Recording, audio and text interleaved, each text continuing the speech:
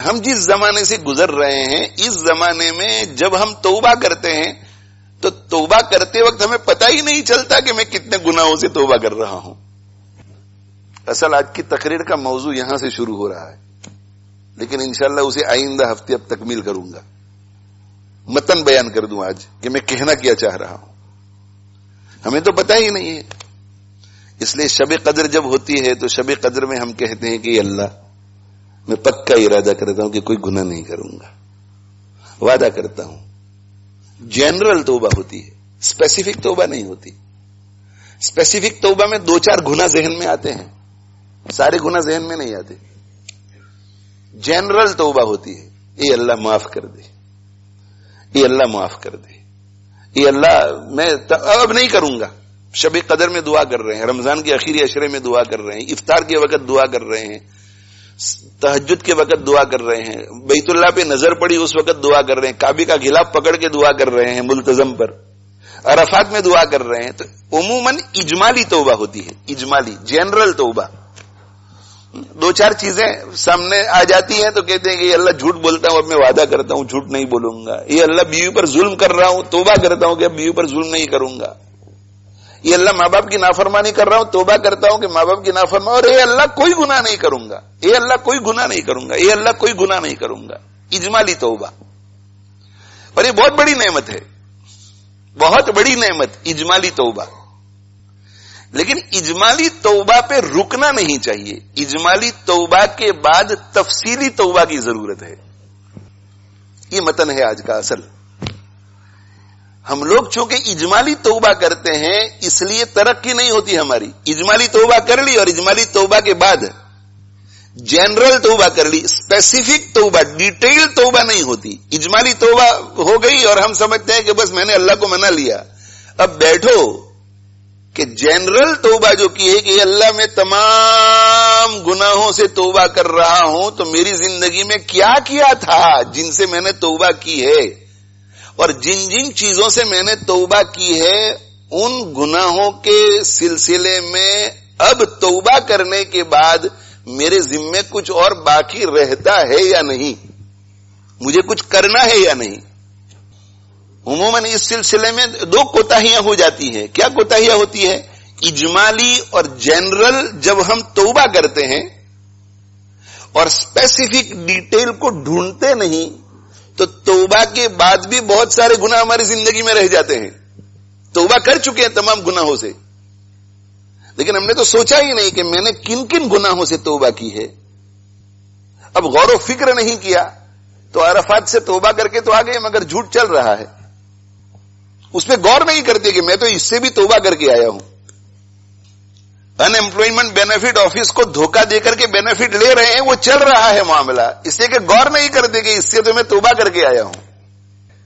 جب بھی اجمالی توبہ اجتماعی دعا ہو رہی ہے ختم قرآن کے موقع پر، اجتماعی دعا میں ہماری زندگیوں میں جتنی برائیاں ہیں ان کو وہ دعا کرانے والا تھوڑا ذکر کرے گا. تو اجمالی اے اللہ ہماری توبہ قبول فرما لے، اے اللہ ہم توبہ کر رہے، اے اللہ تمام گناہوں سے توبہ کرے، اے اللہ آئندہ کوئی گناہ نہیں کریں گے، اے اللہ بس معاف کر دے، اے اللہ معاف کر دے. اب اجمال ہو گیا. اجمال ہو گیا تو یہاں سے جانا چاہیے کہ الحمدللہ، یہاں سے جا کر ایسا سوچا جائے کہ الحمدللہ آج تمام گناہوں سے اب مغفرت ہو گئی ہے، تو مجھے ان گناہوں کو دوبارہ کرنا نہیں چاہیے. اور مجھے گناہوں کو دوبارہ کرنا نہیں چاہیے تو دیکھنا پڑے گا کہ اسے کہ سب چیزیں یاد نہیں رہتی، شیطان بھلا دیتا ہے. ایک اجمالی توبہ، ایک گناہ میں بھی اجمالی توبہ. مثلا کہ اللہ لوگوں کے پیسے کھانے کی عادت تھی، آج میں توبہ کر رہا ہوں، آج کے بعد نہیں، ایسا نہیں کروں گا میں. لیکن پچھلے 20 سال کے اندر کس کس کے پیسے کھائے ہیں تو اس کے لیے تو تفصیل چاہیے نا توبہ کرنے کے لیے، کہ اب گھر جا کر کے سوچے کہ میں توبہ تو کر چکا ہوں کہ اب کسی کا پیسہ نہیں کھاؤں گا، لیکن جو توبہ کی ہے تو جن کا کھایا ہے ان کو واپس تو لوٹانا پڑے گا نا. تو کن کن کا میں نے کھایا ہے لسٹ بناؤ، یہ تفصیلی توبہ ہے. جب ہم اجمالی توبہ کرتے ہیں، اجمالی توبہ، تو ایک نقصان ہمارا یہ ہوتا ہے کہ توبہ کرنے کے بعد بھی بہت سارے گناہ چلتے ہی رہتے ہیں، ایک بات. اور دوسری بات یہ کہ جب ہم اجمالی توبہ کرتے ہیں اور تفصیلی توبہ نہیں کرتے تو ہمیں یہ پتہ نہیں چلتا کہ جس گناہ سے میں نے توبہ کی ہے اس کے بارے میں مزید کچھ اور کرنے کی ضرورت ہے، وہ کیا ہے اور کس طرح وہ کرنا ہے. مثلاً آپ نے اجمالی توبہ کر لی کہ اللہ میں تمام گناہوں سے توبہ کر چکا ہوں. اب گھر آ کر کے آپ سوچیں گے کہ میں نے کن کن گناہوں سے توبہ کی ہے, تو آپ کے ذہن میں آئے گا کہ میں رمضان کے روزے نہیں رکھتا تھا, اس سے بھی میں توبہ کر کے آیا ہوں. اب آپ ڈیٹیل میں جائیں گے کہ کب سے میں روزے نہیں رکھتا, کتنے سال کے روزے میرے ذمے ہیں. اب آپ حساب کریں گے اور حساب کر کے اس کی قضا کریں گے. اب قضا کریں گے تب جا کر کے توبہ مکمل ہوگی, ورنہ وہ توبہ ادھوری رہ جائے گی. اس لیے یہ جو مسئلہ ہے کہ ہم توبہ کرتے ہیں تو ایک ہے اجمالی توبہ. ہم کسی شیخ کے ہاتھ پر بیعت کرتے ہیں تو ہم سے توبہ کرائی جاتی ہے, اور اس میں ایسی برکت ہے کہ لوگوں کے آنکھوں سے آنسو بہتے ہیں, روتے دھوتے ہیں. توبہ کی میں نے کفر سے, شرک سے, بدعت سے, چغل خوری سے, غیبت سے, بہتان سے, وہ جو جنرلی لوگوں میں جو برائیاں پائی جاتی ہیں ان سے توبہ کرائی جاتی ہے. لیکن یہ جن چیزوں سے توبہ کرائی گئی اس کی بھی تو ڈیٹیل ہے نا, کس کی غیبت کی ہے میں نے, کس پر بہتان باندھا ہے میں نے, کس کی چغل خوری کی ہے میں نے, اور اس سلسلے میں آگے کچھ کرنا ہے یا نہیں.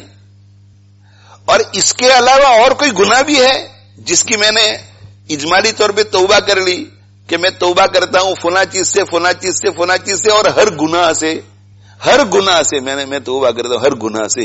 تو ہر گناہ سے کون سے گناہ مراد ہے, تاکہ مجھے معلوم ہو جائے, تاکہ میں بچوں آج کے بعد ان گناہوں سے بھی, کہ میں تو اس سے بھی توبہ کر چکا ہوں, اس سے بھی توبہ کر چکا ہوں, اس سے بھی اللہ نے بڑا فضل فرمایا ہے, یہ سارے گناہ معاف ہو گئے ہیں. اور نمبر دو, ان گناہوں میں سے بعض گناہ ایسے ہیں کہ جن کے بارے میں مجھے کچھ اور کرنا ہے, تب جا کر کے وہ توبہ مکمل ہوگی. تو اس کے بارے میں میرے بھائیوں ہم جب غور کریں گے, اجمالی توبہ کے بعد تفصیلی توبہ کریں گے.